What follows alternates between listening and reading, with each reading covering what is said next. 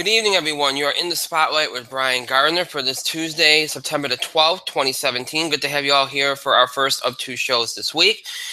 Before we get going, a couple of things. Obviously, we once again want to extend our thoughts and prayers to everybody impacted by both Hurricane Irma and, of course, Hurricane Harvey. These last 2 weeks have been very, very difficult. Obviously, there's been some tremendous tragedy and, loss of property, loss of life. So to those that have lost their lives, we want to, again, may they rest in peace and express our condolences and thoughts and prayers to all the family, friends, and loved ones of those that have lost their lives. And, of course, to anybody impacted in some way. We want to send our thoughts and prayers out to you, again, to anybody impacted by Hurricane Harvey and Irma. And again, to all those that are helping out, our prayers to you all. Stay safe. And if anybody can donate or help out in any way, please do. I've been saying this for the last 2 weeks, but please do. Whether volunteering or raising money or donating money, whatever you can do, please do that. It's very, very helpful to do that. And another thing, obviously, yesterday was the anniversary of September 11th, and once again, our thoughts and prayers go out to anybody again that suffered a loss on that horrible day, and to all those people that lost their lives that day, may they rest in peace. And we never forget that day. Nobody will ever forget that day. And every time the anniversary comes up, it's important to acknowledge it and send our thoughts and prayers out to everybody that was impacted by it. We were obviously all impacted on that day, but to those that had family, friends, and loved ones, they lost that day or were in some way impacted that day. Once again, our thoughts and prayers are with you. Okay, so before I get to a couple of reminders and other things here, because we have a lot of things to get out tonight. As always, I want to remind you all the ways which you can interact and contribute to our show. Have your voice heard by emailing us at itspotlight411@gmail.com. You can also follow us and tweet us at itspotlight411. Please remember to use the hashtag itspotlight411 for anything you tweet regarding our show. And, of course, again, you can find us on Facebook. The search in the Spotlight 411 on Facebook. And then once you are on our page or once you like our page, make sure once you're on our page or once you find our page, make sure that you like it. All right. Mike has joined us. He is in the spotlight. How you doing, Mike? Oh, there's an error loading my app. Okay. That was from Control Room. But I am tired, and you just caught me after dinner, so I suppose I am not going to start the show off by and offensive and potentially hurtful things towards you. Oh, how nice of you. Appreciate that. So, all right. Suck a dick. Change my mind. You're entitled, I suppose. A couple of things first before I get to some of the bigger stuff tonight. In terms of announcements, I should say. We got 2 shows this week. First of all, I want to thank everybody that was involved with the TV awards. I said this last week, but I'll say it again. It was a tremendous success. So thank you to all, whether it was our awards committee that helped to tabulate the votes and helped to put it together, to Mike, to anybody that was involved in those that participated in helping decide the nominees and made submissions and feedback, and all your opinions that were sent in the aftermath were very positive and were very helpful. So thank you to all of you that were in some way, shape, or form involved with last Thursday's broadcast. Again, it was a success, and we look forward to the film awards, which will be coming up this winter. Now, okay, so there's that. We have 2 shows this week. Now, as I said, we do not have a football show. So we are going to do some football tonight briefly because we do not have a football show. So I'll get into some week 1 stuff very quick because honestly, folks, there isn't a lot that can be said because, and I'll explain why later. I don't want to get into it right now. But same thing with college football. There's not a lot you can say, and I'll get into that as well. But, we don't have a lot of sports stuff. The baseball stuff can only go so far, and a lot of these races, and this is as I feared, a lot of these races are starting to kind of come to anticlimactic finishes again. So, there isn't a lot to talk about there. And wrestling-wise, we have some Raw and we have some SmackDown to get to. But again, we do not have a lot tonight. So we can afford to get some football in tonight. We will do that here tonight. and I'll explain what's going to happen with football and a lot of things in a minute. So that's what we're going to do tonight. A little football, a little baseball, a little wrestling, Raw and SmackDown. That'll be it. Thursday, kind of in our normal routine this week, sports wrestling on Tuesday, entertainment Thursday. This Thursday, we'll do our box office beat, TV highlights, all that good stuff. And we'll talk some entertainment news as well. But we're also going to do our summer box office wrap up this Thursday, in which we look back at the summer and all the big themes, all the flops, all the big surprise hits, all that stuff we'll talk about on Thursday. So that'll be interesting. So we'll get into that on Thursday. So that's what's coming up this week. Next Thursday, we'll have an all wrestling show previewing WWE's No Mercy pay-per-view, which is acting like a mini WrestleMania if you look at it. So we'll talk about that next Thursday. So with all wrestling show on Thursday, obviously next Tuesday will be a sports entertainment combo edition of the show. So that will be what we'll be doing next week. So that's a real insight into what's coming up. Now, beyond next week, and really beyond September, because September is going to be a pretty normal month for us. Once we get to October, that's when things get interesting for us. I've been teasing this all summer. I was going to make I'm still relatively making a big announcement tonight, but I'm not going to give you all the details. And the reason why is it gets overwhelming, and a lot of things have not been decided on yet. I'm still going back and forth on a number of things. I'm still trying to decide on how a couple of things are going to work. But ultimately, as I've been saying all summer, I've been teasing, we're going to be making some changes here. And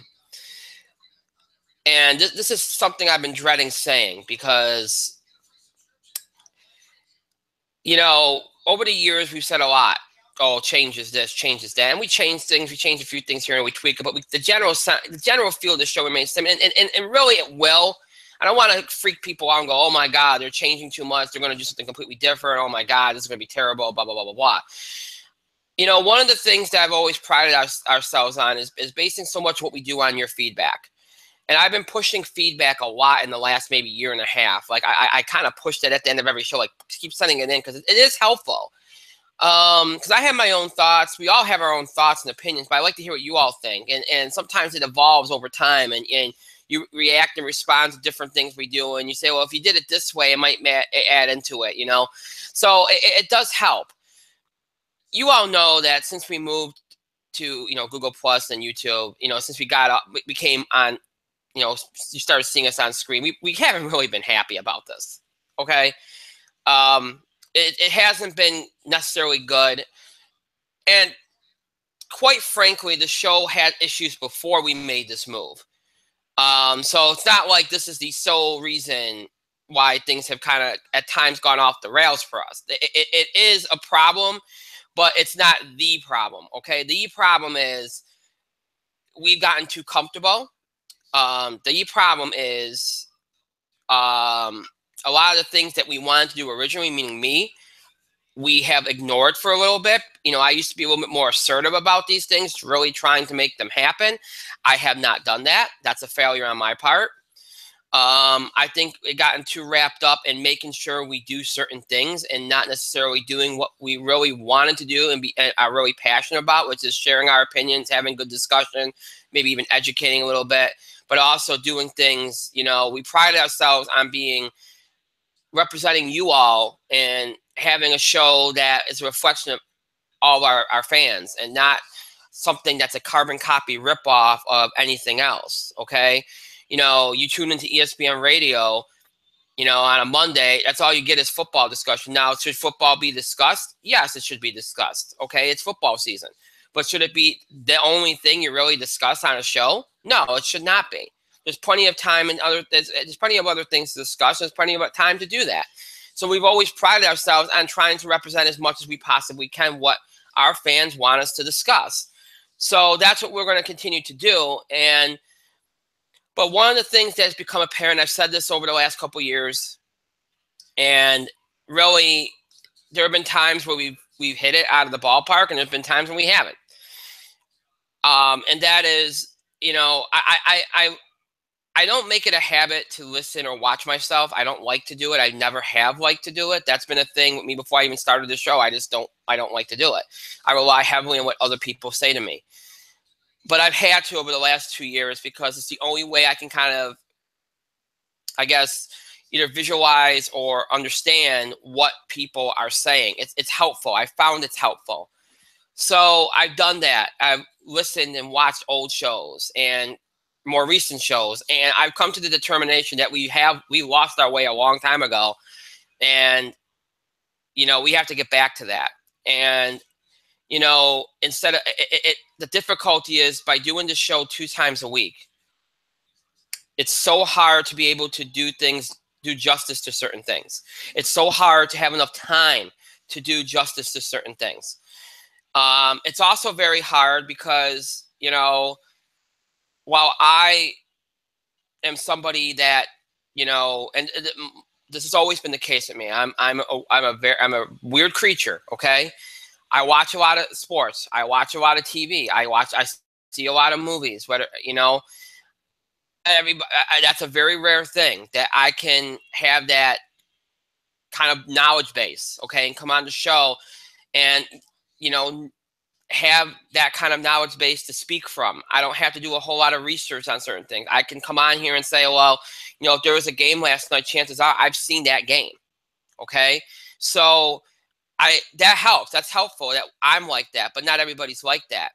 And whether it's Mike, when we occasionally have Justin on here, or any of the people we've had contributing over the years for our show, they're not like that. Okay. They have responsibilities. We all have responsibilities, but they have more than I do. I work from home.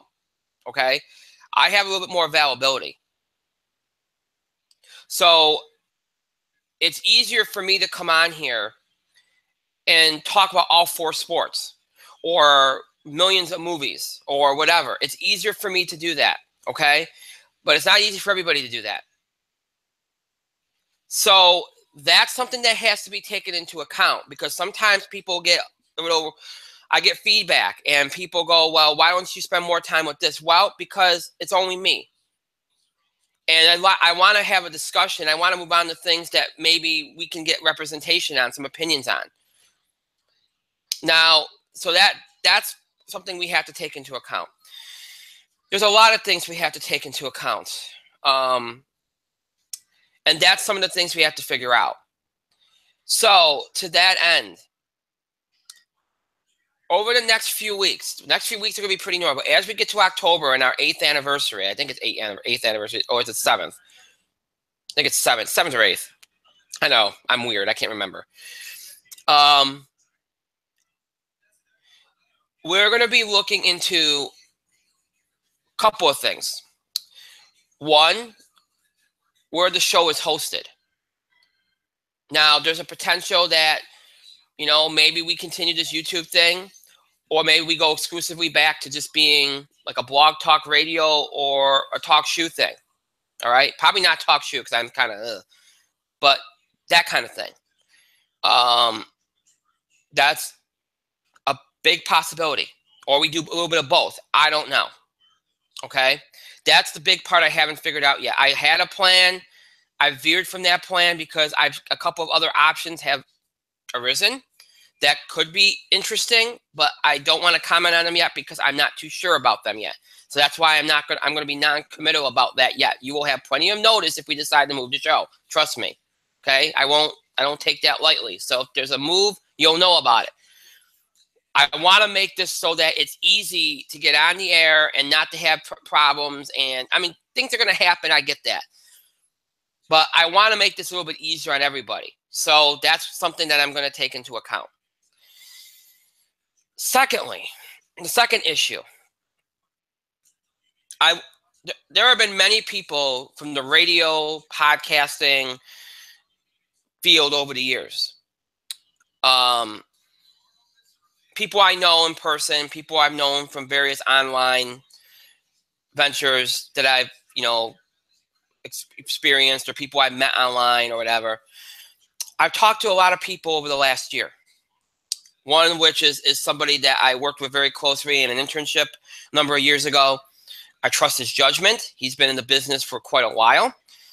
He's an avid listener or watcher of our show. He's been so over the years because I value his judgment. He gave me some good pointers, some of which a lot of you did. And one of the things that is definitely going to happen, and I don't know how, and I can already hear Mike freaking out about this, and I'm just gonna issue this disclaimer right now. Mike, you do not have to be a part of every single thing that this involves, so don't worry about it. Literally not paying attention to you right now. Okay, well, whatever.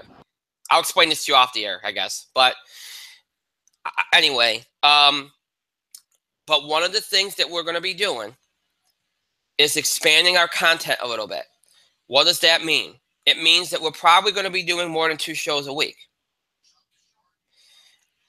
Does that mean they're all in prime time? No. Because one of the problems that we have, and one of the reasons why we only did 2 shows a week, is because I worry about us, dealing with certain competition, whether it's a big game or a big TV show or obviously responsibilities at home, that kind of thing. There's a very good chance that we could be doing some shows during the day and then keeping the 2 primetime shows a week and then doing shows during the day around those. Maybe 3 shows a week, maybe 5 shows a week. I don't know. That part I haven't figured out because I'm trying to get a sense of how much people will want to check us out, like check out the show during the week. Maybe one of those shows is a football show. Maybe one of those shows is a general sports show. I don't know. I don't know how we're going to figure that part out yet. That's something that I'm still deliberating on. I just know that we're going to increase the content. And that will help us so that when we do have our primetime shows during the week, because I imagine there'll be still 2 at least, we have more time to discuss other things and open things up. And I think that'll help. The other change that we're going to make, this goes back to a long time ago when I used to not worry so much about the length of the show. But then I got in the habit of worrying about it because for my sake, for my co-host's sake, for the audience's sake, I didn't want to go too late into the evening and all that kind of stuff. So the last couple years, I've gotten worried about that, and I've tried to really streamline that. Well, so I'll be doing, and this is a definite, and I think this will help a lot because a lot of the things that we do on the primetime shows, Tuesdays and Thursdays, when we do a show, a lot of the things, are things that either my co-host isn't really knowledgeable about or just want to discuss, or are things that we can move through quickly and kind of get the show. And a lot of times too, we start off at 9, we end up late for one reason or another. We actually did better when we started at 8. So to that end, starting in October, we're going to move the show back to 8. Okay? But what we're going to be doing is I'll start the show off at 8, do it myself for the first hour, do some things that maybe my co-host wouldn't be in. And you see a lot of shows do this, where they start off, they have one host, another host joins halfway into the show, and then you go into another bunch of things. And then this way, the show doesn't come to a complete halt. You move on to different things. You've done a lot of things, and then you can go with some of the stuff that maybe you feel like is more discussion-based, some of the stuff that your co-host can get involved in and discuss. You can do those things, and you have more time to do those things. And then the show either, gives you a little bit, affords you a little bit more time to do those things. So it opens things up again for us. So in October, we'll jump back for the 2 primetime shows we do. We'll start them at 8. I'll start off the show, unless otherwise noted. For some shows, we might not. We might wait till 9, like the wrestling shows or awards shows. We might wait till 9. But a lot of shows most of the shows will start at 8. I'll start them off. I'll get all my spiel out and everything. Get into a few topics, and then when Mike or whoever's going to join me is ready, they come on board, and we get into some other things. And then that way, we're not fighting against the grain a little bit. So that's another change, and that's something that's going to definitely happen because I think it'll help out a lot. I mentioned additional content in terms of like maybe how many shows we do a week. One of the things that I also want to do, and since we've been doing the YouTube thing, whether we stay on YouTube as a full show or not, I want to continue to have YouTube content to help the show. Whether it's quick snippets, I've been saying this for years, I never do it, quick snippets of things or special features of some sort, something. And I can't say what exactly we're going to do, but we're going to figure things out. We're going to do some things with that. Lastly, and there'll be more things, but I don't want to leave you with too much tonight. Lastly, there's probably going to be some sort of name change. We'll keep the Spotlight name in there somewhere. All right. It will be in there because I think we lose too much of our identity if we changed it too much. But one of the things that I would like to do is try to keep the sports and wrestling shows and the entertainment shows separate. So you might see a different title for the sports and wrestling and a different title for the entertainment. Just so that, I mean, our audience is usually shared between the shows, but in the last couple of years, we have accumulated an audience that I noticed might move, like, it might only be interested in entertainment and might only be interested in sports wrestling. So because of that, I think we need to keep the identity somewhat separate, even though the shows connect. Okay, I think we have to do that. I just think it's better for it. Just seems better. I never used to think that way, but now I do. So that's something that will be coming up as well. The plan is to implement as many of these changes as possible in October. Some might not be plausible to start in October, but that's the plan. You know, we won't start any of these changes till October, around our anniversary. You might see some of them slowly implemented into the show over the course of that month. But I figure by the middle of November, we'll be good to go on all spots. Because I don't want to do it during the holidays because things get a little messy during that. So it has to be over a 6-week period, the first month of October into the middle of November. We got to get these changes in, and we got to fix the show. And there'll be other changes too. We'll still do a lot of things that we do. Okay, we're not really trying to leave ourselves behind here, but you will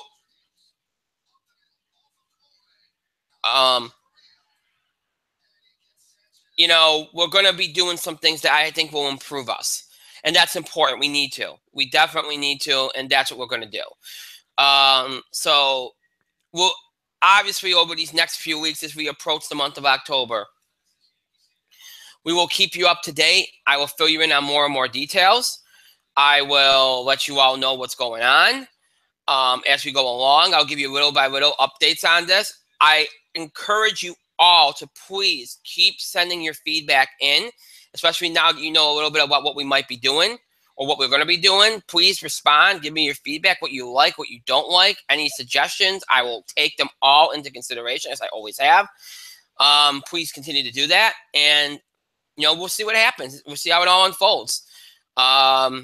So, you know, I don't like to admit failure. I think we failed on a number of levels. But I have to be honest with myself. We have to be honest with the show. We have to be honest with the audience. And that's what we're doing. So, and I put a lot of thought into this over the summer and over the spring, and it's time to do some shakeups, and that's what we're going to do. So we'll see how it all unfolds here. I'll keep you up to date as we go along. So with that being said, that's the end of the announcements. That's the end of the information portion of the show. Let's get going. I'm here, and as I said, we're going to do a little bit of football, so I'm going to start with that just to get it out of the way so we can get into some other things. And as I said, I'm going to be quick. I'm not going to do a drop-by-drop thing here. I'll tell you how I did on the picks in a minute. First, I'm going to do the NFL real quick. I'm just going to be, and again, I'm going to probably spend like less than 5 minutes on this and then do like a brief minute on college, and then we'll move on. Because I know people are going to be like, wait, it's the NFL. How can you do that? Folks, if you watched week 1, okay, from the opening night game on Thursday through last night's Monday night football games, okay, if you watch these games, I watched a fair percentage of them, all right? If you watch these games, and what games I didn't watch, I watched highlights of, enough to know what happened, and I looked at statistics and all that kind of stuff, okay? If you watched enough of these games, you know, all right, and we talked about this on the football show the last 2 years. These last 4 or 5 years have been watching football, okay, in September is very difficult to do. And I think a lot of people look at it through rose-colored glasses because it's football and football's gone for so long. And you're like, oh, my God, I'm so glad football's back. Because football has the longest offseason if you think about it. oh, it's been so long since I've seen football. You ignore the things that are staring you right in the face. And that is sloppy play. That is, quarterbacks getting on their receivers because they didn't run a route the right way, miscommunication, terrible misplaced, fundamentals is not present. You got players that look like they never played with each other in their lives, even if they played together for the last 3 or 4 years. It is so hard to watch. You do not see good quality of play, and that's been the case for the last 4 or 5 years. I mean, you probably heard this on a number of shows. The big reason why is with all the rules about players and pads and everything, September has basically become an extension of, preseason now. That's basically what it's become. It's an extension of preseason. It's ugly football. It's ugly to watch. It's not fun to watch. Sure, some defenses look good. The Cowboys, the Broncos. Some defenses look good. But it's hard to tell if that was the defenses or the offenses of ineptitude. The Giants had 2 first downs in the first half of a Sunday Night Football game. 2 first downs. And I see people going on and on about, and I've always preached it. You can't worry about a team in week 1. You can't worry about a team week 2. If you start at 0-3, you can still make it, okay? You get to 0-4, you start to worry. You get to 0-5, you're in a lot of trouble, all right? So, we all know that the early season, you have not that the games don't matter. It's only 16 football games. But you do have to keep things in perspective. And especially in recent years when you see how these teams start. All right. So I see people going on, oh, the Giants offensive line. Oh, gosh, the Indianapolis Colts can't protect anybody. Oh, the quarterback situation. It is week 1. All right. Sure, you worry, but don't go. Again, it's very hard to zero in on any particular weaknesses and what a team might have to do in week 1. Guys are rusty. Like I said, everybody's not on the same page. It's like an extension of preseason now. That's the issue. I don't know what the NFL can do about it because, they're going in the area of player safety. Ratings have been going progressively down. That could be for a number of reasons, one of which could be, there are some people out there, and I'm not promoting this, but there are people out there that don't like that they're changing the sport so much, that they're taking having all these rules, and, some people do like the barbaric nature of it.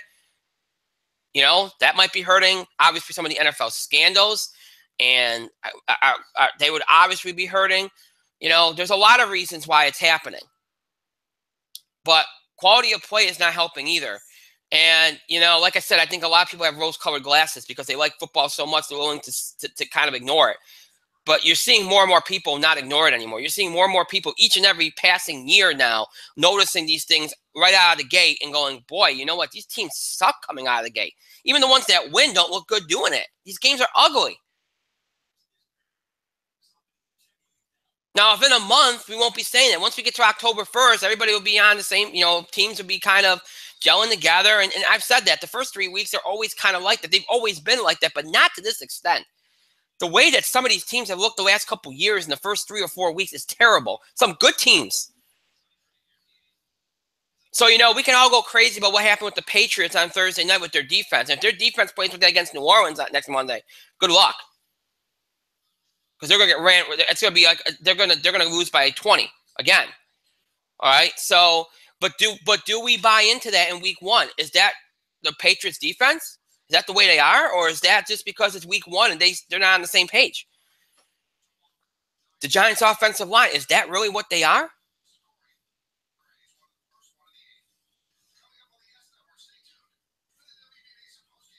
Or, is it just because they're on the same page? That's really what this is about. Okay? You're trying to figure things out, but it's hard to figure things out when your teams are playing this way, when your teams are clearly not ready. when the chemistry is in question, when the chemistry is not there, when the team is not gelled together, when things are just not clicking.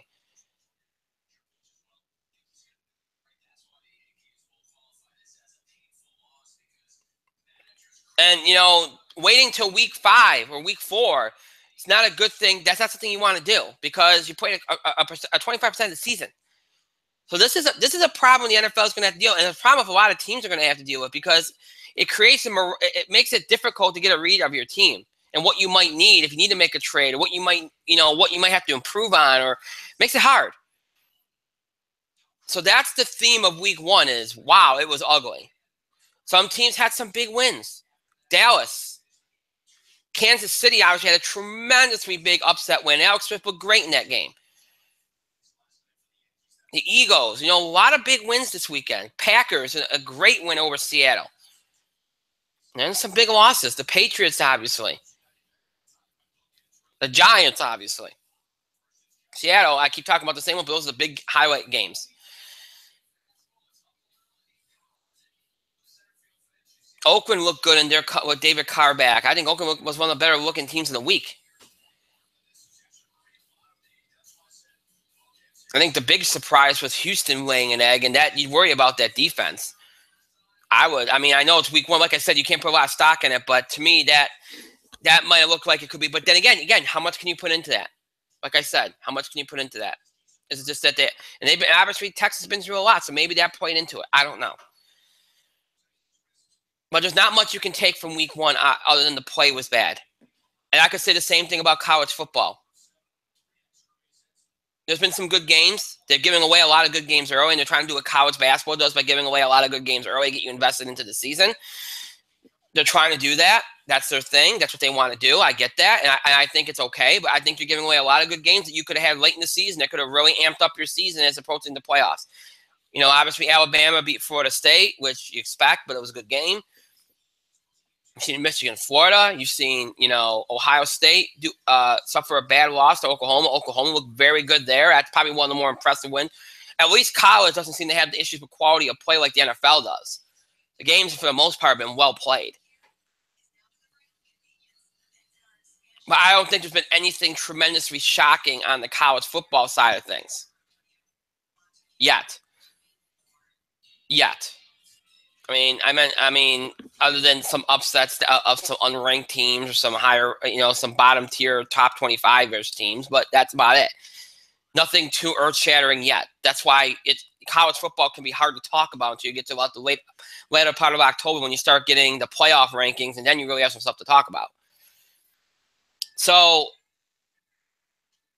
it's very unusual for me to only spend 10 minutes talking about football. Maybe not about college. College I don't talk about much. But NFL, to keep that to about 10 minutes is kind of rare. For any show to do that, it's kind of rare. But there wasn't a lot to be said. It's hard to get a read for any of these teams. It's hard to really take into account anything that we saw this weekend and really get a read at any of these teams. I got to do an NFL preview show at some point. I can't use any of what I saw this weekend. I felt the same way kind of last year, but I managed. This year, I think, is the worst of the last 3 or 4 years that this has been happening. This trend has been happening. It's hard to take anything out of this first weekend and really go like, oh, wow. That gives you an idea of what this team can do or what this team can be. It's hard. Really hard. So for the league,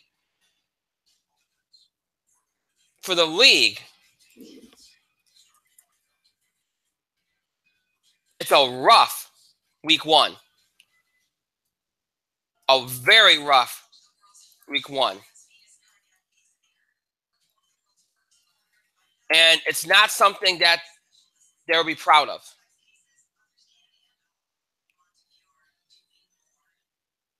Not in the least. Not in the least. And I don't know what they can do about it. I really don't. I really don't know what they can do about it. Because they're going to keep going the way of players, as they should. But I don't know really what these teams can do, what teams can do, or what the league can do to kind of improve the quality of play coming out of the gate. I don't know what you can do. Maybe there's some drills they can do. Maybe there's some ways to get their momentum. I don't know. I don't know, simulated games or something. I don't know what you can do.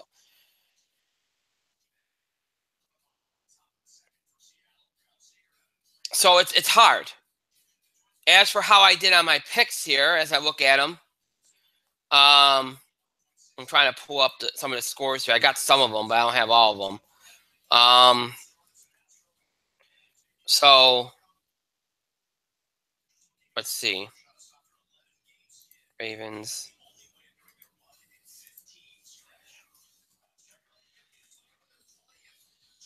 Okay. Pats over Chiefs I had. That was a loss.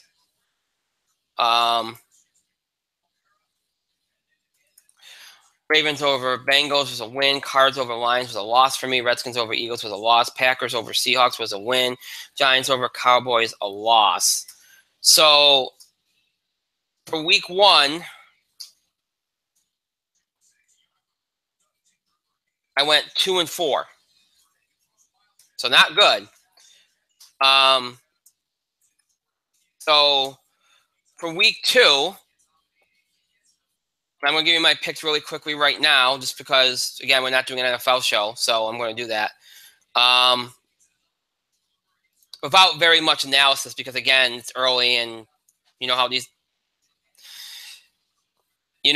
games are going to probably be until we get to the end of the month. Let's see.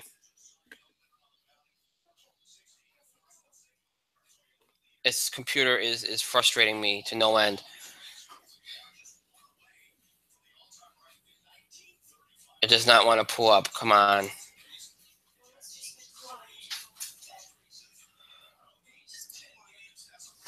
Come on.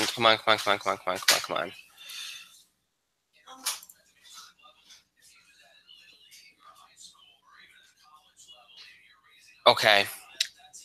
So it is very, very, very slow.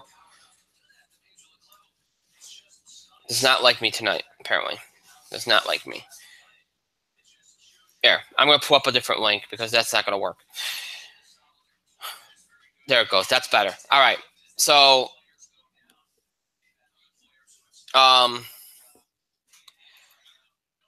what? Okay. Sometimes technology hates me, folks. What can I say? All right, here we go. All right, so let's see. As for games, I'm going to be quick here. All right, so we'll do. I always like to try to get the Sunday game if I can. Green Bay at Atlanta. That's a good game. Obviously, the Packers are going to want to revenge for their embarrassment in the playoffs last year. And coming off that win over Seattle, I think they have momentum. I like the Packers over Atlanta, despite it being a road game for them. I like the Monday night game, too, Lions and Giants. Giants at home, going to want a little bit of revenge. They got embarrassed last week. Lions come off a big win there. I like the Giants again. I think the Giants are going to come out with a little bit of a swagger this week. I think they're going to really, really, really want to prove themselves. So I like the Giants at home in that game. So those are 2 big primetime games that I picked already.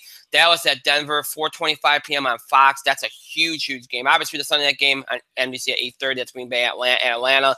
Detroit at the New York Giants, 8:30 p.m. on Monday night on ESPN. Dallas at Denver, 4:25 p.m. on Fox. That's a good game. I like Dallas. Dallas showed me a lot. I thought Dallas might take a step back.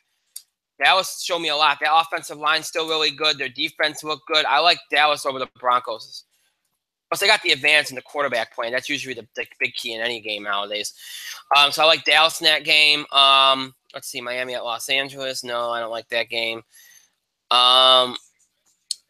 Patriots at New Orleans. I actually like the Saints. I like the Saints over the Pats. I think the Pats are going to start out 0-2. I don't like. I mean, I again, you can't do too much of a read off of week 1, but I think that there has to, even if it's not as bad as it looked in that game. Even if it's not as bad as it looked, I still think it might be not good. So, and against New Orleans, that can be a recipe for disaster. So, I like New Orleans over New England. That's my kind of upset pick. Philadelphia at Kansas City, a 1:00 p.m. game on Fox. The Patriots and Saints are a 1:00 p.m. game on CBS, by the way. I like the Chiefs in that game. The Chiefs really proved themselves in that game against the Patriots. I like the Chiefs over the Eagles. That hurts me to say, but I like that them in that game. And one more game I'm going to pick, and that is the Thursday night game, Houston at Cincinnati. I actually like the Bengals in that game. I do not like the way Houston played. The defense worried me a little bit. I know it's week 1, but I just didn't get a good feel. Again, it's hard to get a feel, but it's kind of like the Patriots. Even if they're not as bad as they looked, okay, I still think they might not be particularly good. So I'm going with the Bengals in that game. So my picks for week 2, Packers over Falcons, Giants over Lions, Cowboys over Broncos, Saints over Pats, Chiefs over Eagles, and Bengals over Texans. Those are my picks for week 2 of the NFL season. College football doesn't have too many big games this weekend, but there's a couple interesting ones. So none worth talking about, but, but NFL's got a couple good games, as I mentioned. So it should be a good football week. Quality of play might not be good, but hey, if you can look past that, you might have some entertainment value in it. And, that's all that matters in the end. It's like last week. You find some entertainment value in it, but still not pretty to look at all the time. So, but anyway, that's the football for this week. And again, not much to say, but it is what it is. So as we look ahead to week 2 of the NFL season and week 3 of college football. So there is that. Wow, that's interesting. Okay. So one of our fans just emailed me and said that my social media links never went through, which is weird because I know I put them through, but for some reason they didn't show up. So I apologize for that. Thankfully, I think most people have us bookmarked. So that's a good sign. I mean, that's good, but it does hurt a little bit. So let me just kind of go into the system and kind of put those in again, even though it's well past the point of mattering.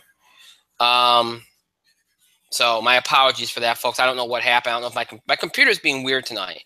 Being very, very weird tonight. So I don't know what happened there, but it is what it is. I'll just post them again and hope for the best.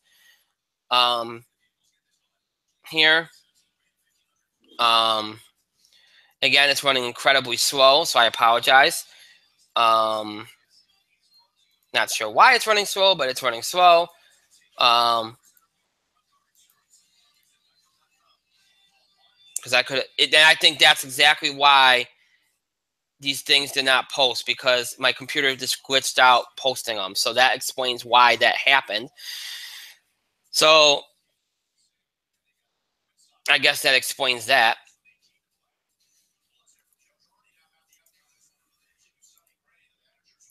Okay, here we go.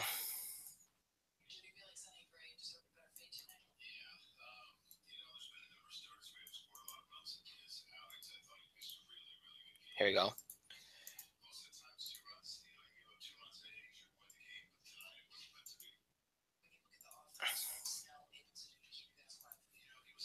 Okay, there it goes. All right, so sorry about that. All right, it looks like it went through now. So for those of you that, rely on these, you're going to get only half the show, but thankfully we post them in archive. But yeah, that's, can't do anything about that. I clicked on them. I don't know why they didn't go through, but they didn't. So I don't know. Computers being evil tonight. What can I say? It's the way it goes sometimes. So what can you do? What can you do? And the Facebook thing still didn't go through, which is weird.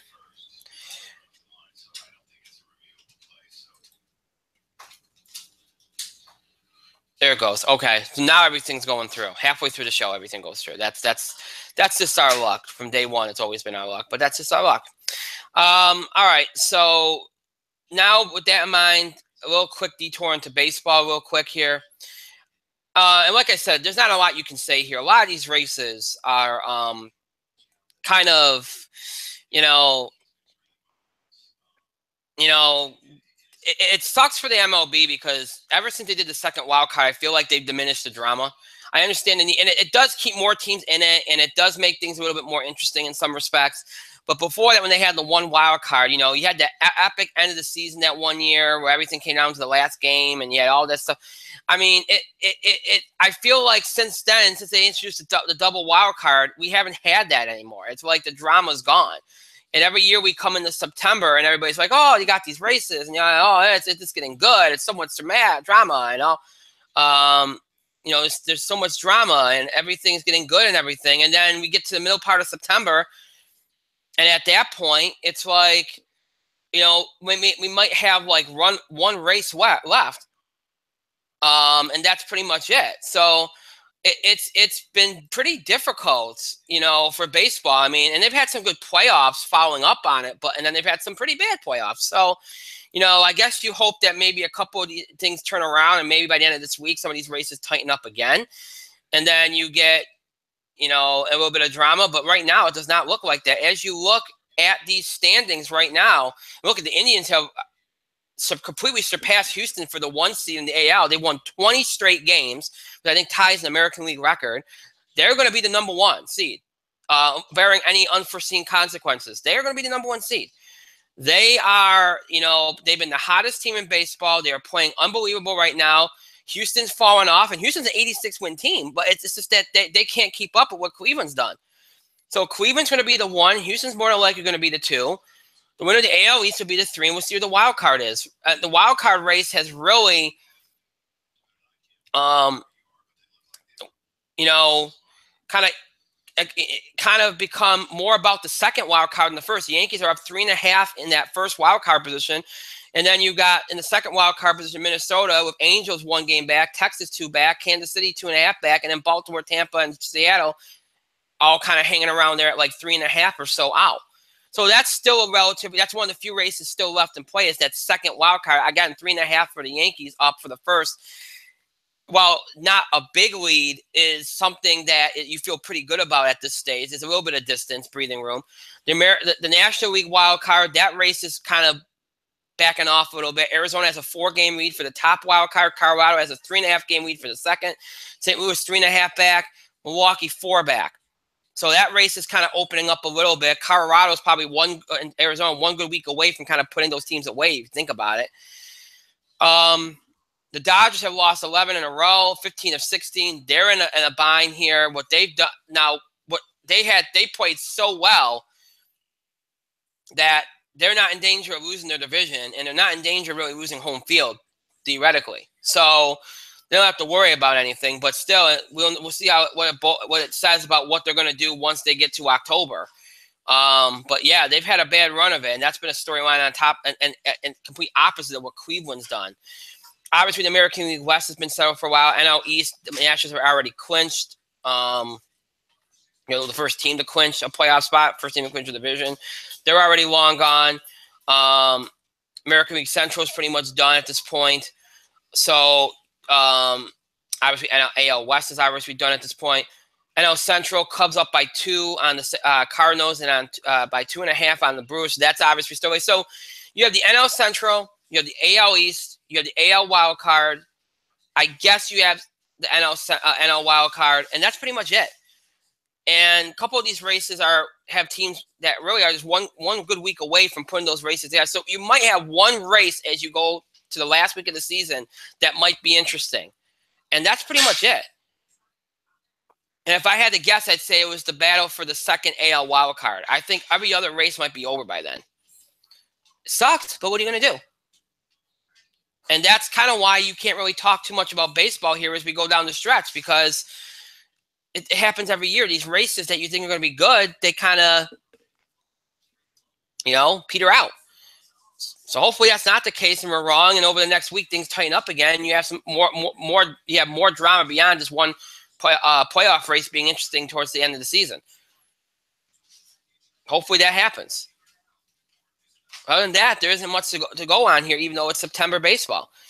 Cleveland's big run. On the flip side, out the Dodgers is big skid. MLB's already announcing schedules for next year. They're going to start their season on March 29th, which is the earliest. It's probably the earliest date it's done over the years, I believe. I think. Well, actually, no, they did the 28th 3 or 4 years. The opening on a Thursday, I think they only done a few times in their history. They've done like the 28th a couple of times, but they're going to open on the 29th. Allows for more days off during the season. That was a big announcement today. The A's announced we're going to have a free home game next season, which is kind of a big deal. It's an interesting way to get people into the seats, I guess, and they have some trouble doing that. So, The word is that the Red Sox will receive their word from the commissioner sometime this week about the whole sign stealing thing.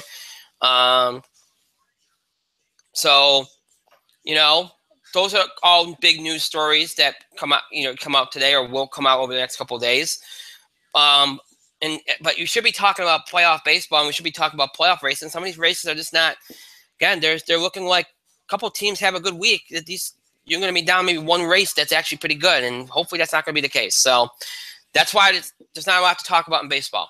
And that's why we were able to do some football tonight. So we'll keep an eye on the races. We'll see how they do. If they tighten up, we'll obviously do more discussion. If they don't, then you know what? We'll do the important MLB stuff that we have to do, and then we'll do more discussion once we get to the playoffs and things get interesting, hopefully. But right now, it's kind of petering out like it does every year for the last couple of years. So sad. What are you going to do? So yeah. So we did the MLB. We did the football. Now we're going to jump to wrestling. And I'm going to throw the mic because I've talked the whole show, and he's no doubt he's going to remind me of that. But my point of contention would be he doesn't like football, and I had to do announcements. So that's why I did it. So it was a gift because he could, if he had to, he could eat, and he could also watch SmackDown clips or something if he wanted to. So there you go, Mike. I was giving today.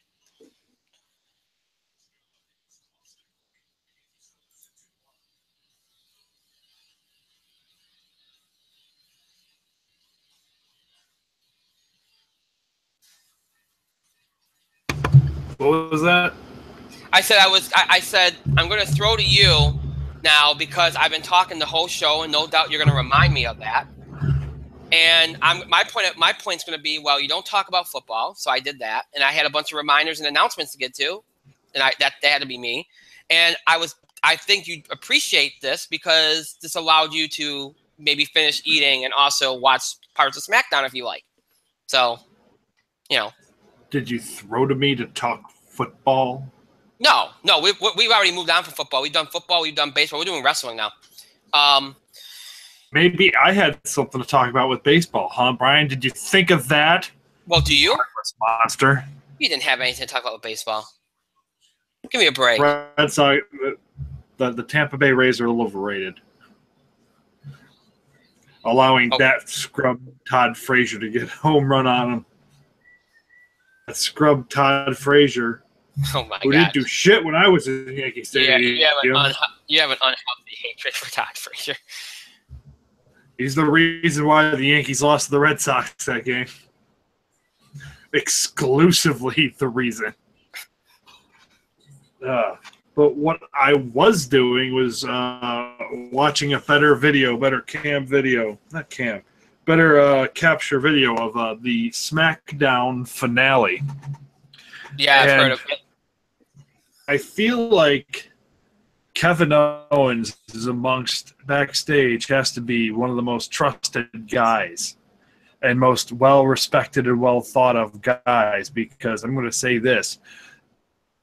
Vince do that segment with Jinder Mahal. You need to see that segment to believe it. So what are we talking about wrestling-wise? Are we talking about Raw? Or are we talking about SmackDown? Well, I was going to start with Raw. What are we doing? Because that was obviously last night. And it was a good. I mean, it was a pretty good Raw. I thought you had a decent match with Reigns and Jordan, which I thought Cena's match. A lot of people disagree with me on this. A lot of people thought Reigns' match was better than I thought Cena's was better. Cena and Reigns had another shoot promo, which Cena obviously won this week with his last line, which was the line we all wanted him to say, and he said it. And then Cena got his rear end kicked by Braun Strowman later in the night, which had to happen. Which featured a spot which everybody's complaining about, which was the whole he hit Cena with the steel steps and didn't get DQ'd until he AA'd Cena on the steps. Not AA'd him, but Sidewalk slammed him on the steel steps. So a little weird. Running power slam. Thank you, Justin. That's a good ref. Thank you. Good correction. But anyway, it was a weird thing there. And you had the Strowman Lesnar segment, which was awesome, and they let Strowman go over the top there. They announced Asuka, which was a big deal. They did a good job with that. They had progression on some angles, like the women's match and the women's championship, and the tag championship was main event of the show, which was a good match there. The other highlight was Miz TV with Enzo, which they basically just told me, and anybody that tells you that was scripted is ridiculous, because Enzo had no idea that was coming. You could tell by his reaction. They basically gave Miz a mic and said, go destroy Enzo, and he did. A lot of people had an issue with this segment, not from Miz's perspective, but from the standpoint of WWE basically continuing to bury the cruiserweight division, because it implied that Enzo's only there because they had no place else to put him. It kind of put down the whole division. There's a lot of people that are upset about it from that perspective, but from a perspective that they feel like Enzo needed this to kind of get embarrassed and try to slap him across the face and get him to wake the hell up. They think that was what was needed, something like that. We'll see if it matters, but Miz was awesome there. And obviously they announced him at Maurice is expecting, which was a nice moment there. Bo Dallas kind of made that moment, but I digress. Well. Actually, let's stop and talk about that, because that was easily one of the most segments of that show. Segments of the show, and it was obviously the one that got the most heat. Of course, like Meltzer. Look, I heard a bit of an interview today with Meltzer and Alvarez of the Wrestling Observer thing, and they went all off. They went crazy about it. They're not crazy in a good way. It's like, it effectively buries the cruiserweight division. Now, it didn't bury the cruiserweight division, because if you waited, Miz actually put over the cruiserweight division pretty clearly.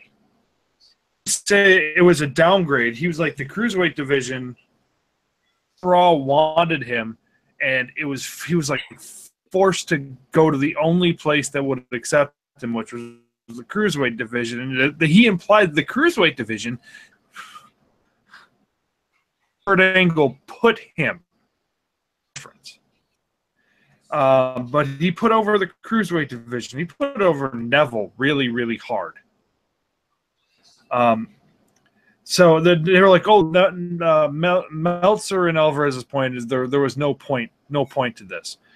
But they said last week concerning the Kevin Owens Shane McMahon segment, what was the point of Kevin Owens saying that line that Shane would have been better off dead? What was the point of that? That made no sense. It took everybody out of the moment. Ignored the fact that everybody else got, which was Kevin Owens was being McMahon the entire promo to hit him. They missed that, but then again, Alvarez, if it doesn't happen in Japan or have the Kenny Omega or the Young Bucks in it, they don't think, they don't sense, they don't process. They're journalists with opinions. We are not journalists, but we have opinions. So our opinions, look. Our opinions are what they are. Their opinions are what they are. Didn't understand this whole thing done to humble and humiliate Enzo and kind of bring up the parallels, which the Miz did fantastically. Miz is like, look, you could have come to me and asked me what you could have done, because I went through what you did, but you kept on making mistakes after mistake after mistake. That promo was not the cruiserweight division, although they did bring up one point now. If Enzo beats Neville, it does look bad for the cruiserweight division, but Enzo's never going to beat Neville clean anyway. That whole segment, the purpose of that segment was a public humiliation of Enzo. That's it. Was apparently gotten on everybody's last nerve, and he's Enzo, and he was rattled, and you could tell he was rattled, because when he came back, when it was his turn to come back in Miz, his insults were weak as shit. Miz went out there and buried him, just buried him wholeheartedly, and showing Miz is one of the best in the business at that. Because holy crap, Miz put him in his place. Came off looking like shit. So who are we supposed to root for, Miz or Enzo? Right. Who are at no mercy, Neville or Enzo?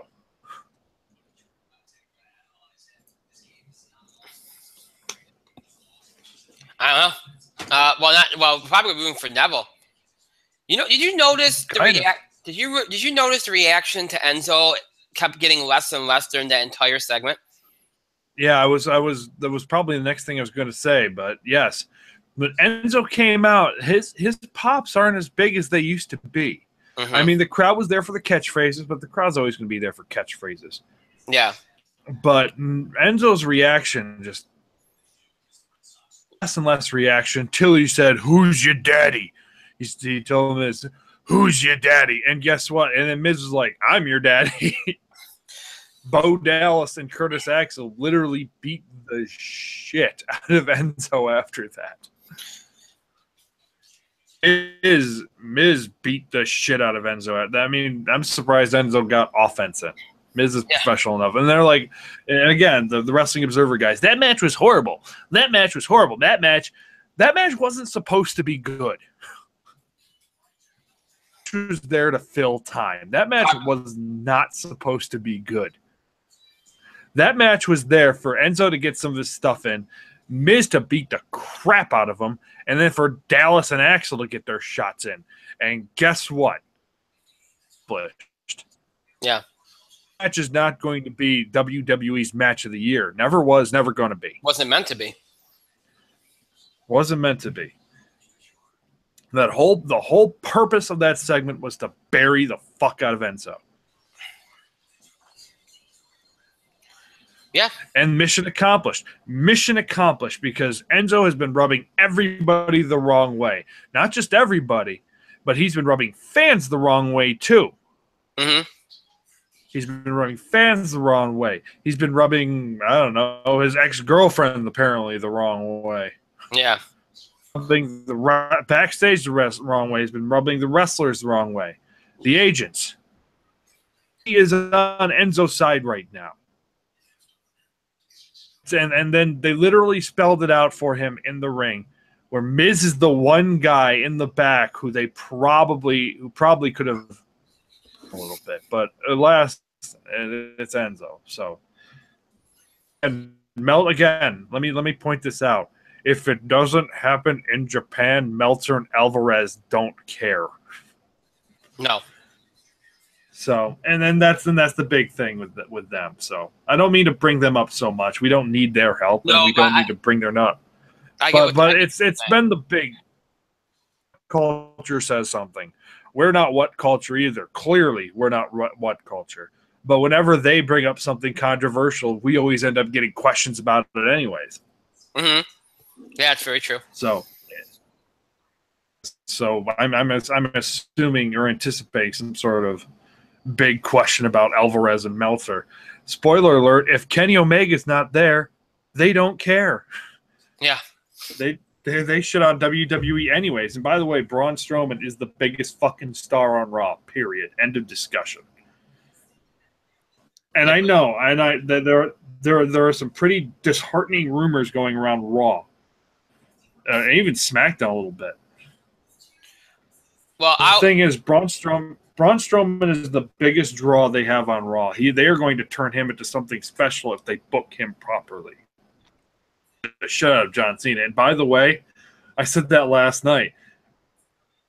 I'm like, shouldn't Braun be disqualified? Shouldn't that have been a disqualification? The answer was yes, it should have been a disqualification.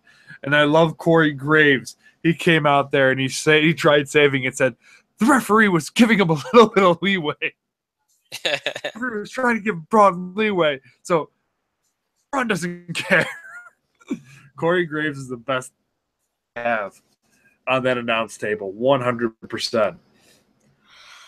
Which is why when JBL stepped away, they went back to Corey Graves. Yeah.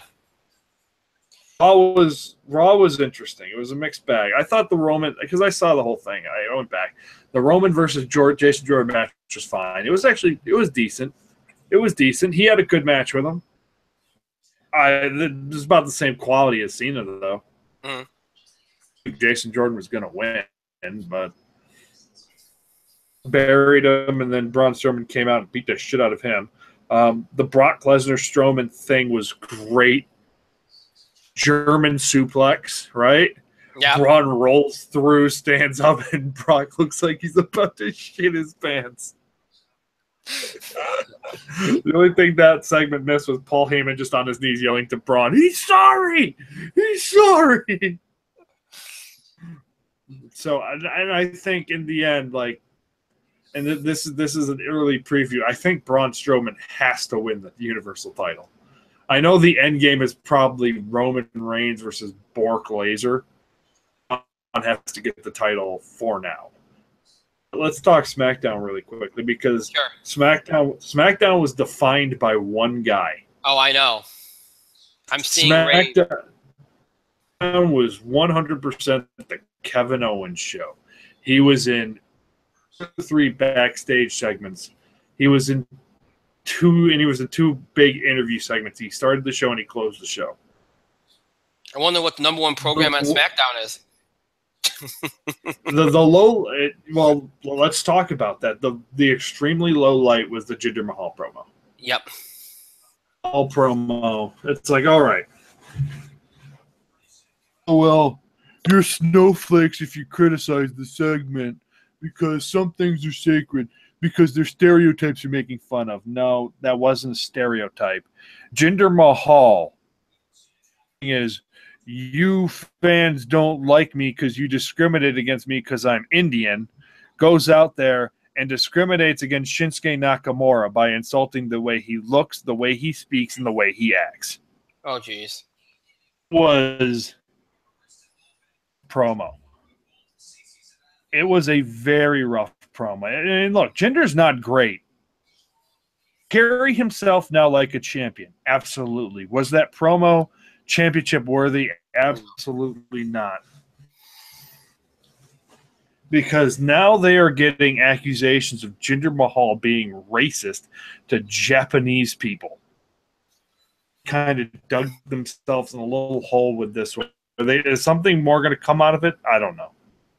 Jinder Mahal promo was not good. To the point where they immediately had to throw to another Kevin Owens segment, I think. They did, actually. They had to throw right to another Kevin Owens segment to kind of ignore because that Jinder Mahal promo, I swear to God, they're going to get, I feel like they might get some blowback about that. Oh, I think it's some well-deserved blowback because that promo was like wrestle crap 100%. Yeah. We're just referencing all the major wrestling things now. That was wrestle crap 100%. Right. Agreed. And yes, they did throw to another Kevin Owens segment, this time featuring Sami Zayn. Well, he threatened to have him fired when he became like the first thing he said he was going to do was fire Sami Zayn. So the very first thing. So of course Sami Zayn had to be right there. So, but the New Day regained the tag team titles. They had a really, really good match. Yeah. About football, I was watching that match. They had a really good match with the Usos. It was surprisingly violent. They had a good match. New Day regains the titles. I guess the next record for the New Day is most tag team championship wins. Yes, it is. They're rushing for a tag team, so Usos get one. But I think everybody's kind of calling for the Fashion Police to kind of get in there right now. And I don't blame them because fucking Breeze and Fandango deserve it. Talia retains against Naomi. This match was a little rough to watch. I kind of had to skip ahead. It's out there with Ellsworth on a leash. It was kind of weird. Kind of weird. But Ellsworth was on a leash. He got me. Being too tight. Naomi spends more time, more concerned, more or less. Oh, and Ellsworth. That Natalia puts her in the sharpshooter middle of the ring, and guess what happens? It does that. Makes Naomi tap while she's looking right at Carmella. It was an interesting kind of little. Yeah. It was interesting visual. So Natalia retains, which was the right. AJ Styles versus Ty Dillinger. Apparently, they had a really good match. AJ Styles retains the title. He was always going to retain because I think at Hell in a Cell it's going to be AJ versus Corbin. Mm-hmm. Just Corbin. But I feel like if anybody deserves the U.S. title at this point, it's Ty Dillinger. That'd be nice. Yeah. Nice. AJ retains over Ty. And let's talk about Kevin Owens now. Oh, yeah. Yes. Kevin Owens. Because Kevin Owens ran this show from top to bottom. Segment where he's talking about everything he would do. He would put Phillips and Byron Saxton in one suit that they would share because they sound the same. So they'd fire Sami Zayn, make Daniel Bryan the janitor, which you reveal later on would sing his new theme song. He would get two limos, one for him and one for his best friend Jimmy. If nobody knows, that's a reference to WWE writer Jimmy Jacobs, one of Kevin Owens' legitimate best friends in the world, and also a former independent wrestler. Super creative guy, very creative guy, and everybody likes Jimmy Jacobs, anyways. One for me, one for my best friend Jimmy. Good. Daniel Bryan comes out. He and Daniel Bryan have a nice little back and forth. He's like, "You're not going to want to hear what Vince McMahon has to say." And then Kevin Owens is like, "Well, Vince McMahon doesn't want to hear what I have to say." The main event, the promo with Vince McMahon. Vince McMahon comes out, threatens to fire Kevin Owens if he files the lawsuit. Hey, spoiler alert, is another provable lawsuit. Yeah. If you fire somebody for doing that for you, for doing against you, that is an actual lawsuit. Right. Can, in fact, get sued for doing that. Wrongful termination. So, and it's actually on better grounds than what the alleged Shane McMahon, Kevin Owens lawsuit. So there's a little bit of logic fail there. But Vince McMahon's right. It's like, yeah, the law system's played for B. There'd be a B in front of my name, and I'll still be a billionaire. There'll be a B in front of your name, and it'll be bankrupt. Is Vince McMahon? Who's the heel here? Right. It's like, who's the heel here? Okay. Shane says, "Kevin Owens, you got exactly what you deserve. Shane, and you're going to wrestle in Hell in a Cell." And Kevin Owens like, "So I have permission to inflict on a McMahon." And Vince was like, "Yep." They shook on it. And then, really interesting, Kevin Owens headbutts Vince McMahon. Mm-hmm. Vince McMahon bleeds. Yes. He was bloodied. Mike is like, "You just promised me I can beat up a McMahon." Literally kicks Vince. He punches Vince. Vince goes to punch him. He punches Vince. He kicks him a few times in the stomach. Give him the super kick. Gives him the frog splash. And by the way, there's a nice little bit of continuity. Mike Chioda, one of the referees, he came down and tried to stop that assault. It was the only referee Kevin Owens threw across the ring. Yeah. Because Mike Chioda was the referee in that AJ Styles match. See Owens' shoulder up. If hidden highlights were still a thing, that was it. He gives the frog splash to Vince McMahon. Vince McMahon is out cold. Kevin Owens looks like he regrets nothing. He was the MVP of this show. the show. The top. Unfortunately, everyone's like they're wasting Kevin Owens because here he is trying to give Shane McMahon another good match. But let me just say this. Go ahead. And Shane McMahon isn't winning the match at Hell in a Cell. Oh no. Here's the thing. Before this afternoon, I was one of the wrestling news sources that I follow said that tonight was going to be a big night for Kevin Owens, and that tonight would be a night where he becomes, as if he isn't already, he is a star. But tonight would send him into the stratosphere more so than even his Universal title reign. And I believe that was right because he was all over the show, and he was funny at times, but he was intense at times. Yep. He meant every word he said, and the dude is the biggest badass on WWE. He beat the shit out of Vince McMahon.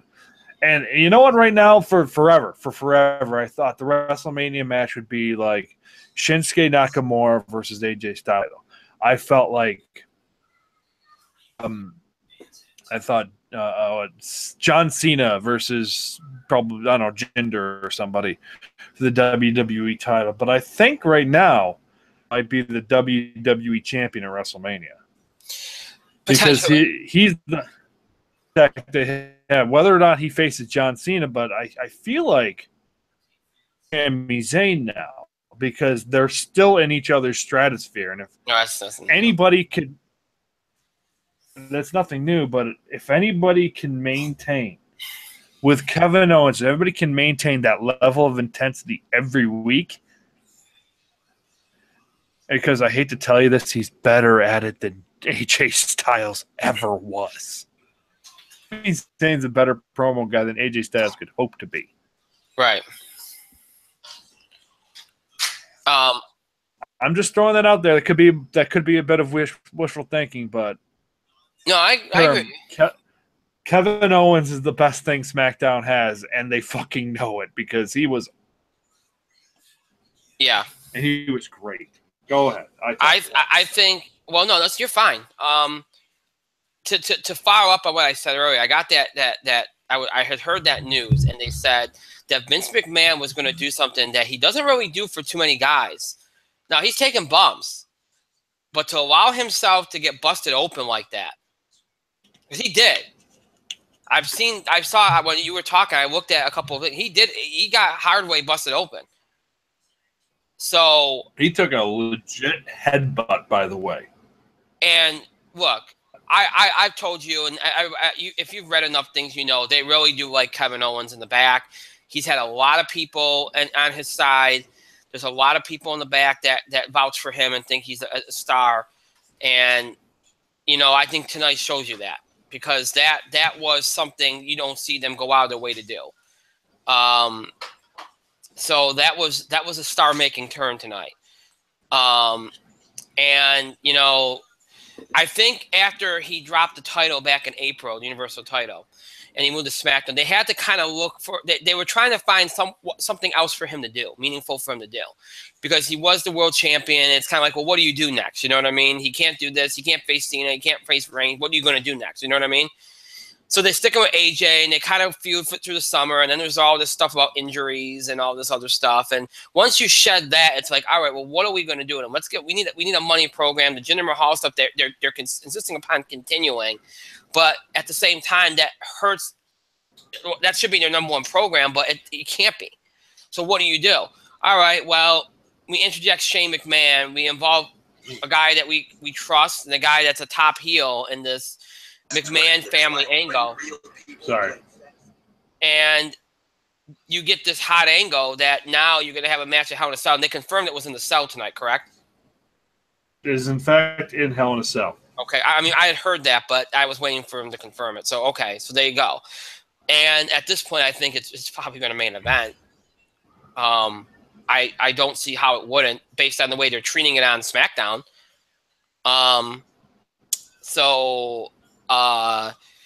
Yeah, it's and by the way, you missed something in the opening segment. I did see the opening segment. I did appreciate the Dolph Ziggler moment. Oh, I didn't mention that because I was focused on the Kevin Owens stuff, and Dolph Ziggler was great. By That the was way. actually really funny. That was one of Dolph's better moments. That was actually really funny. I enjoyed that. Really That was a good, nice little throw in. was... And look, I did see the first hour of the show.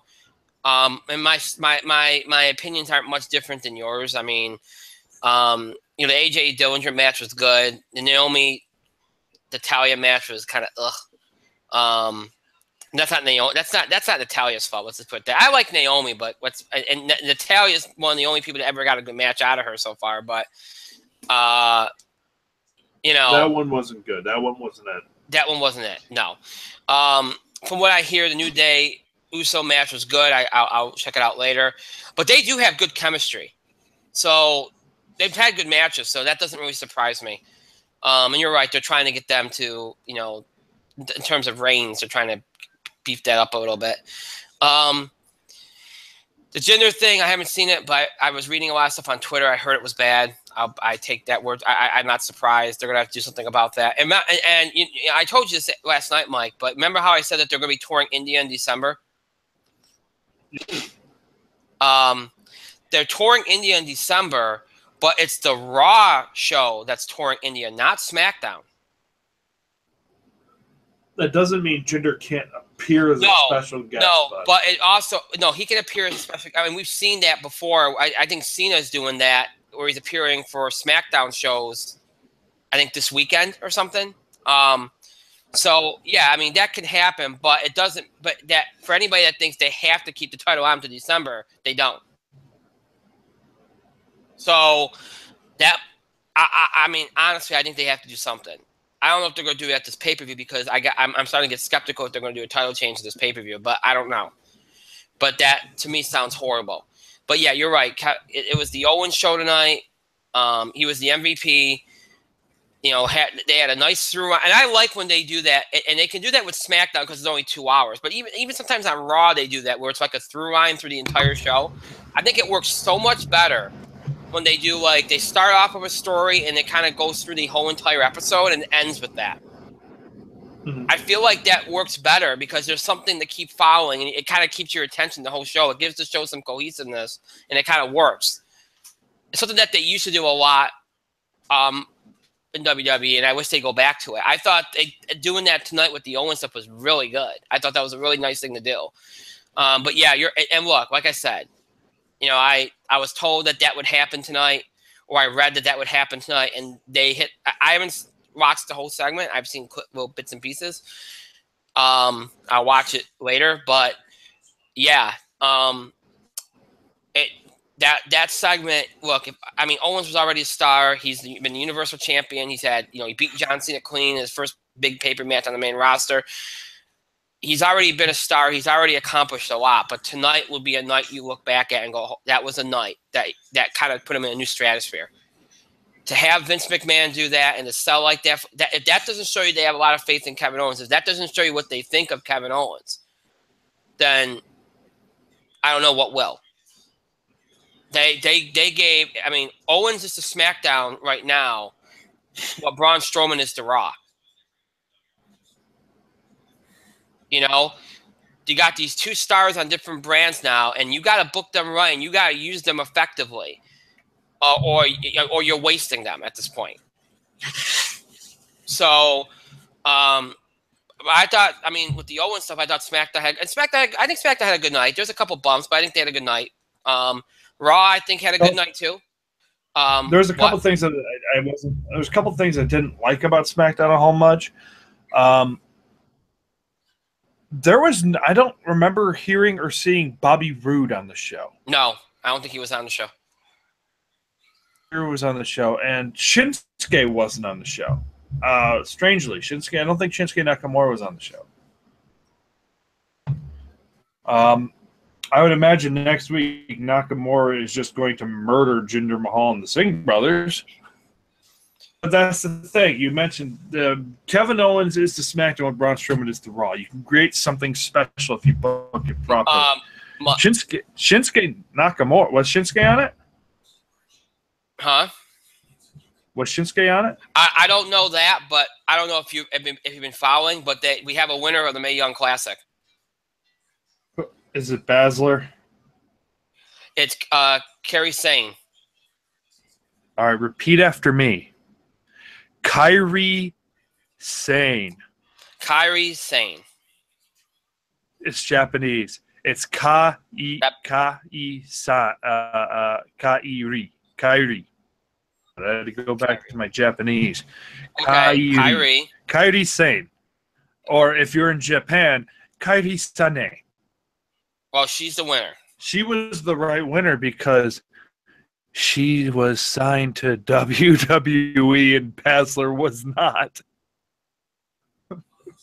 Ironically speaking. But honestly, that's the right call. Kairi, look, Baszler's been wrestling apparently for 9 years.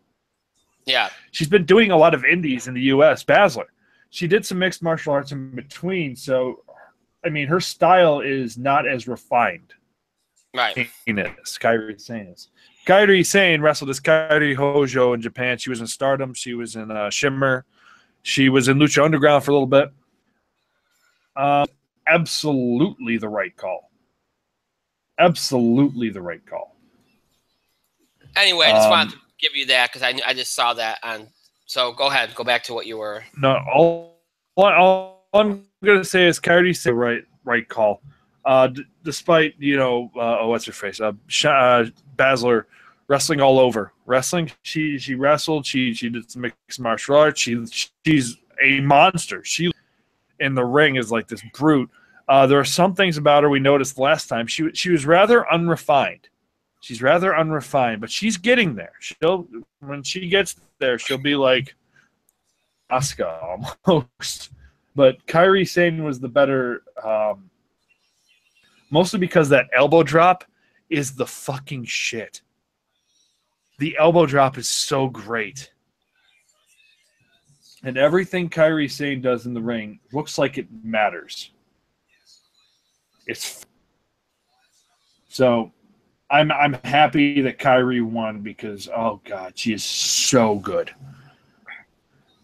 I can't wait to see that match. I cannot wait to see that match because I bet that match is going to be freaking fantastic. And I know they had other female matches, women's matches that night or tonight. They had a big 6-way. Mm-hmm. I forgot who was in it, but they had a big 6-way. Who do the NXT Women's title?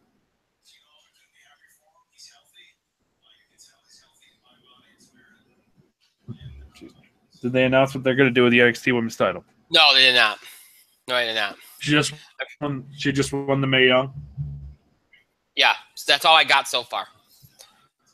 Well, looking forward. It'll be good to see what happens. So she was absolutely the right choice. Just to confirm, I just looked at all the SmackDown notes. Bobby Roode was not on the show, and neither was Shinsuke Nakamura. Neither one was on the show.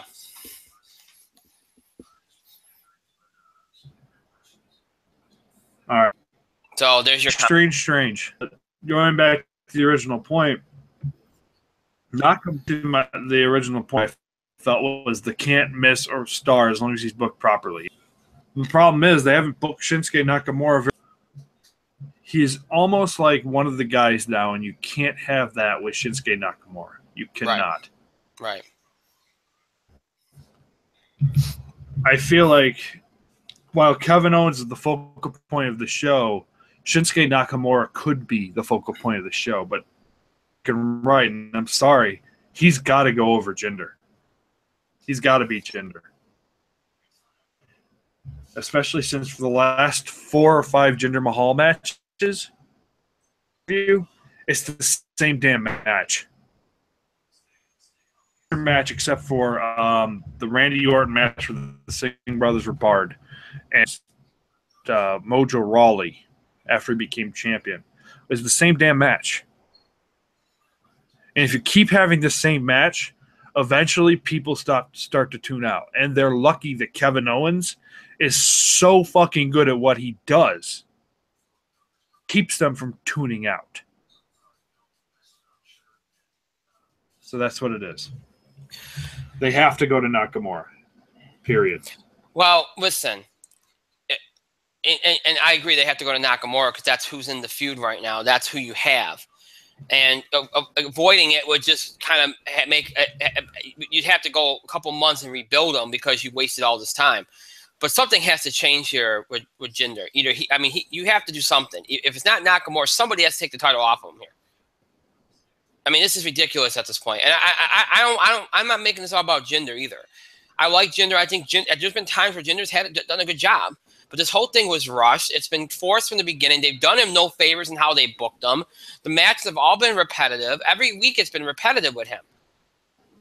It's like they're not even trying. They're sending him out there with the same things over and over, same material, same content in matches and in promos over and over and over again. And it's like we're not even going to try because we're only doing this because we feel we have to and not because we want to.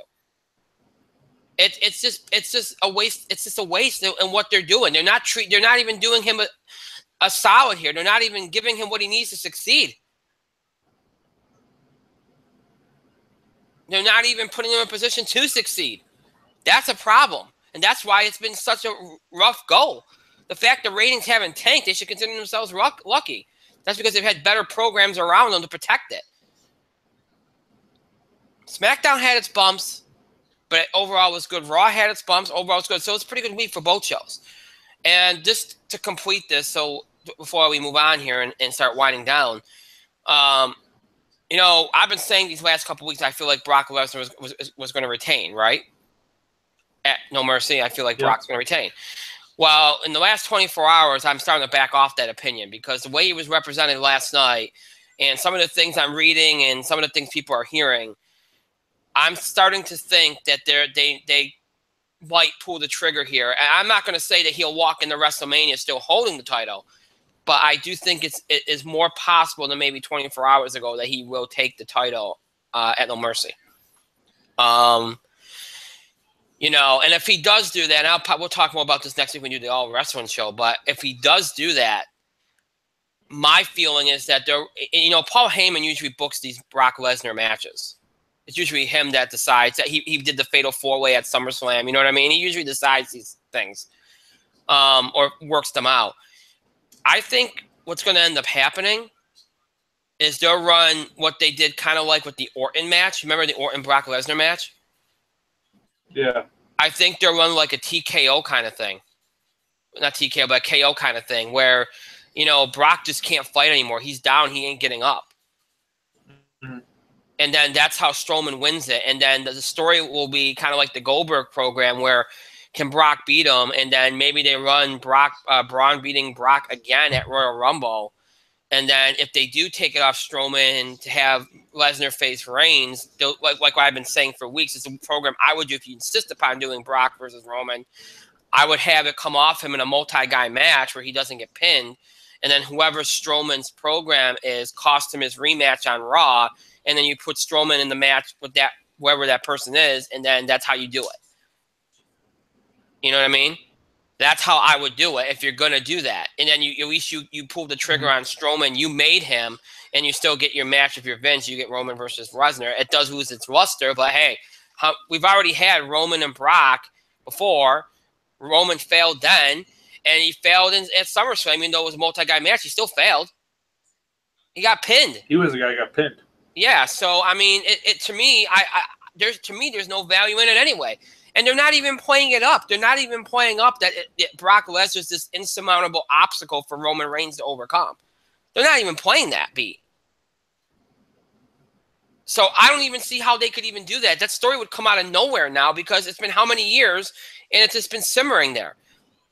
The story, the more interesting story is this Braun Strowman Brock Lesnar thing and seeing if Brock can overcome Braun Strowman. You could keep that going to WrestleMania and it could be interesting. So, I mean, we'll see, but I think that there's more of a chance of Braun winning than there was 24 hours ago. The way that they represented him last night, I don't see how you could conceivably have him lose that match unless they, like, double DQ it or something. I don't know how you get him out of that match. About winning. He's destroying everybody in sight, including John Cena. He's destroying Brock Lesnar every time he sees him. how else do you book that match but him winning? So we'll see. We'll talk more about it next week. It should be interesting. All right. We got through everything. That is it for tonight. As always, the show might be over. It does not mean you have to stop interacting and contributing to the show. Continue to have your voice heard by emailing us your questions about the show and the scheduling of the show, reactions, comments, opinions on things we talked about, the show, things we said, topic ideas or breaking news items related to sports, entertainment, or wrestling that you want us to cover. Obviously, feedback on anything to do with the show, including all the announcements I made tonight. Please give your feedback. We need it. It'll help us, so please keep sending it in. Any things you can do by email, Facebook, and Twitter. You can email us at itspotlight411@gmail.com. You can also follow us and tweet us at itspotlight411. Please remember to use the hashtag itspotlight411 for anything you tweet regarding our show. And, of course, you can find us on Facebook. Just search for In the Spotlight 411 on Facebook, and then make sure you like our fan page once you're on it, once you find it. We encourage you to follow us on Facebook and Twitter for the latest information about the show, especially when it comes to scheduling. Obviously, last-minute postponements and delays can happen. That's the best way for us to inform you of those last-minute delays and postponements. Obviously, we try to let you know in advance if we know something's coming, but sometimes we don't. So that's the best way to give information out to you should something last-minute come up. And, of course, we post other random things on Facebook and Twitter as well. So you want to make sure you follow us on Facebook and Twitter so you have access to all that and more. Just search for In the Spotlight 411, and you can do that. And you can follow us, and you have access to all that and more. If you'd like to keep up with the show and look back at classic episodes, you have two ways in which to do that. You can either stream us anytime you want on your computer or your tablet by finding us on Google Plus and YouTube. Just search for In the Spotlight 411 on those sites. And you can stream us anytime. And you will be able to find all of our episodes we've ever produced for Google Plus and YouTube on both of those sites. That's every episode from mid-October 2015 all the way up into tonight's current, most recent episode. All those episodes available for you to stream. All those episodes are available for you to stream anytime you want. Just go to Google Plus and YouTube and search for In the Spotlight 411, and you'll be taken to our show page on both sites. If streaming's not your thing, maybe you prefer to listen to us rather than see us on screen. Maybe you're interested in older episodes of the show. If any of that appeals to you, check us out on our main host sites, Podbean and iTunes, to search for In the Spotlight 411 on both those sites. You'll be taken to our show pages on those sites where you have access to every episode we've ever produced in the nearly 7 years we've been doing the show. So that's every episode from our original Blog Talk Radio run from October 2010 to January 2011, everything from our Talk Shoe run from January 2011 all the way up to mid-October of 2015, and all of our Google Plus and YouTube episodes, which is everything from mid-October 2015 all the way up into tonight's most recent current episode. All those episodes transferred into audio format for your convenience. Every episode available in audio format for your convenience in order from the most recent one, which is tonight's, all the way to the oldest, way back in October 2010. Those episodes are available for you to listen to on the go or listen to anytime you want. Maybe you're a long-time fan. Let's check an episode from 4 or 5 years ago. Or a new fan. Let's check an episode like that for the first time. Or you want to check out recent episodes, keep up with current episodes. If any of that applies to you, you can do all that and more on our main host sites, Podbean and iTunes. Again, just search for In the Spotlight 411 on those sites, and you'll have access to those episodes and more. Google Plus, YouTube, Podbean, iTunes, always keep up with the show and look back at classic episodes. Again, Google Plus, YouTube, Podbean, iTunes, always look back at the show and all of our episodes and check out classic episodes of the show and keep up with current episodes, all that good stuff. You can do that anytime on those sites. Just search for In the Spotlight 411 on all those sites and search for In the Spotlight 411 on all those sites, and you'll be able to do all of that. I want to thank Mike for being here tonight. Thank you, Mike. Time for bed. I want to thank myself for another great show, pat myself on the back, and thank all of you for continued support and contributions to the show. Thank you so much for watching. To those that will be watching and listening to this later, thank you to you as well. I'm kind of stumbling on myself. I'm hurrying through because my voice is kind of hurting and I'm ready to be done. But all right, so that's it for tonight. We do have another show. That'll be this Thursday. Entertainment show, box office beat, TV highlights. We'll talk some entertainment news. We'll do our summer box office wrap up, look back at the entire summer, all that good stuff on Thursday. Again, to all those impacted by Irma and Harvey, our prayers and thoughts are with you. Stay safe. And that's it for tonight. Hope you all have a great rest of your night, a great Wednesday, and a great Thursday. We'll see you back here for our next show this Thursday night, September the 14th at 9 o'clock from Eastern Time here on Google Plus and YouTube. Actually, I should just say YouTube. It's not Google Plus, but here on YouTube live, broadcasting live at 9 o'clock from Eastern Time this Thursday. That is our next show. Until then, have a good night, everybody. Stay safe.